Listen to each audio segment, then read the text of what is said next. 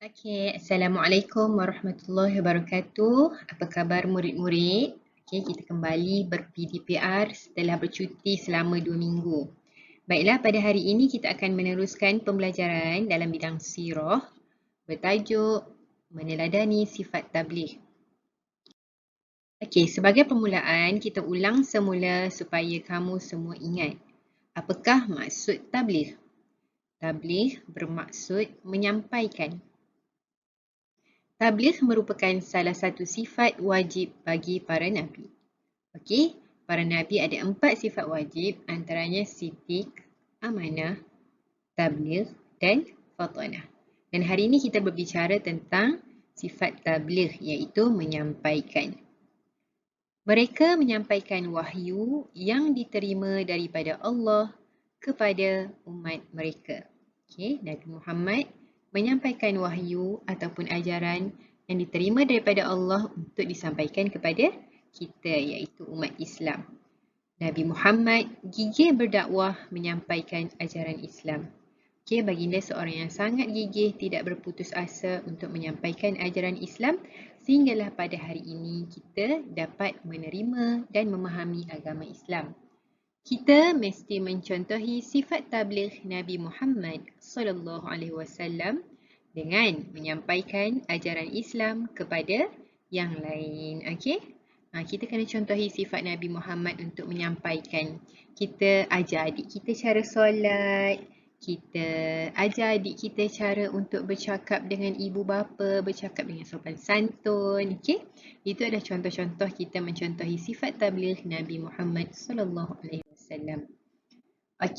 Ada banyak cara dan contoh Nabi Muhammad berdakwah. Antaranya ialah berdakwah secara rahsia. Nabi Muhammad SAW memulakan dakwah kepada orang yang rapat dengan baginda setelah diperintahkan oleh Allah. Siapa orang yang rapat tu? Mereka adalah contohnya Khadijah binti Khuwailid, iaitu isteri baginda. Best friend Rasulullah Abu Bakar As-Siddiq, sepupu baginda Ali bin Abi Talib dan Zaid bin Harithah. Di mana mereka 4 orang ini adalah contoh yang telah memeluk Islam ataupun masuk dalam agama Islam setelah menerima dakwah Nabi Muhammad secara rahsia. Walaupun dakwah ni dilakukan secara rahsia ataupun senyap-senyap, tetap ada cabaran. Sebab apa? Ada yang tidak menerima dakwah baginda, termasuklah bapa saudara baginda Abu Talib. Abu Talib ni sangat sayang pada Rasulullah tapi tidak boleh menerima dakwah baginda. Dia tak nak masuk Islam. Itu adalah cabaran yang Nabi hadapi. Apa yang Nabi buat? Nabi tetap amanah memikul tanggungjawab menyampaikan dakwah dan baginda tidak berputus asa. Itu adalah sikap Nabi dalam berdakwah. Baginda amanah dan tidak berputus asa. Seterusnya, peristiwa di Bukit Sofa. Rasulullah naik ke Bukit Sofa untuk menyeru penduduk Mekah beriman kepada Allah. Masa ni dia tak berdakwah secara rahsia dah. Dia pergi naik atas Bukit Sofa, ajak, wahai penduduk Mekah, marilah beriman kepada Allah. Dia ajak semua orang, jom beriman kepada Allah. Tapi apa yang berlaku, cabarannya, kaum musyrikin marah, mencaci, menghina dan memulau Nabi Muhammad SAW dan keluarga. Mereka tak boleh terima. Orang-orang yang tak mau sembah Allah ni kita panggil musyrikin. Orang-orang yang syirik. Kaum musyrikin ni marah, mencaci. Mencaci ni macam maki lah. Menghina. Tak boleh terima apa yang Rasulullah bawa. Jadi contohnya Abu Lahab.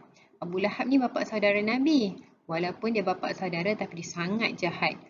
Bapa saudara Nabi ini selalu menyakiti baginda. Apa yang Abu Lahab pernah buat? Abu Lahab pernah lemparkan najis ketika Nabi solat. Dan tindakan Nabi Muhammad, apa yang Nabi Muhammad buat bila umat dia tak terima? Jadi Nabi Muhammad seorang yang sangat sabar dan tenang menghadapi cabaran. Walaupun dihina, dicaci, disakiti dan dimarahi, Nabi Muhammad tetap merancang cara-cara untuk berdakwah supaya Islam ni dapat sampai dengan lebih meluas. Maksudnya lagi ramai orang boleh peluk Islam. Okey, kita tengok pula apa yang berlaku di Taif. Okey, Rasulullah pergi ke Taif untuk berdakwah. Semasa di Taif, baginda berdakwah menyampaikan ajaran Islam. Baginda pergi ke Taif, ajak wahai penduduk Taif, jomlah masuk Islam. Kita sembah Allah, kita beriman kepada Allah. Tapi apa yang berlaku? Cabarannya, Nabi diejek dan dihina serta dilontarkan batu sehingga cedera dan berdarah. Okey, masa ni orang-orang di Taif tak boleh terima dakwah Nabi Muhammad. Jadi mereka lemparkan batu sehingga berdarah tubuh badan Rasulullah.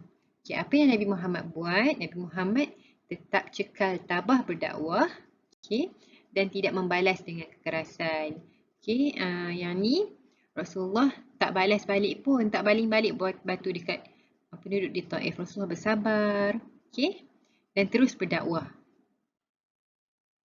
Seterusnya, Rasulullah pun berdakwah dengan penulisan. Maksudnya Rasulullah berdakwah, dia tulis surat. Okay? Baginda mengutus surat menyampaikan ajaran Islam kepada raja dan pemimpin negara seperti Rom, Habsyah, Parsi dan Mesir. Okey, setiap negeri ni orang yang paling berkuasa adalah raja-raja. Jadi Nabi Muhammad pun tulis surat dekat raja-raja. Raja Rom, Raja Habsyah, Raja Parsi, Raja Mesir untuk ajak mereka menyembah Allah. Jadi apa yang berlaku? Apakah cabaran yang baginda hadapi? Sebahagian besar menolak dan menentang ajaran Islam. Ada yang mengancam memerangi umat Islam. Kebanyakan raja ni dia menolak. Dia tak nak peluk Islam. Itu adalah cabaran yang Rasulullah hadapi. Dan ada juga yang mengancam untuk berperang dengan orang-orang Islam. Jadi apa yang Nabi buat? Nabi meneruskan tugas dakwah dan memperkukuhkan negara Islam pada ketika itu, iaitu negara Madinah. Itulah hebatnya Rasulullah. Rasulullah tak pernah berputus asa. Rasulullah terus tabah, terus berdakwah dan menyampaikan Islam dengan amanah. Okey, kita nak tengok apakah kepentingan Nabi Muhammad SAW bersifat tabligh. Apa kepentingan dia? Yang pertama, bila Nabi Muhammad menyampaikan dakwah, yang pertama, ajaran Islam tersebar luas. Daripada Mekah, dia berkembang ke Madinah, dan seterusnya meliputi seluruh dunia. Yang kedua, semakin banyak meninggalkan penyembahan berhala. Orang dah tak sembah dah batu. Orang dah tak sembah dah pokok. Orang dah tak sembah dah berhala matahari. Sebab orang dah mula menyembah Allah. Dan kepentingan yang ketiga, akhlak mulia diamalkan dalam kehidupan. Apabila orang memeluk agama Islam, belajar tentang agama Islam, jadi mereka mengamalkan akhlak yang mulia. Dah tak menganiaya orang, tak menghina orang. Dan kepentingan yang keempat adalah amalan jahiliah seperti menilik nasib dihapuskan. Tak ada dah amalan tilik nasib. Semuanya menyembah dan bergantung kepada Allah. Sekian sahaja untuk hari ini. Nanti Ustazah akan bagi latihan. Terima kasih semua. Assalamualaikum.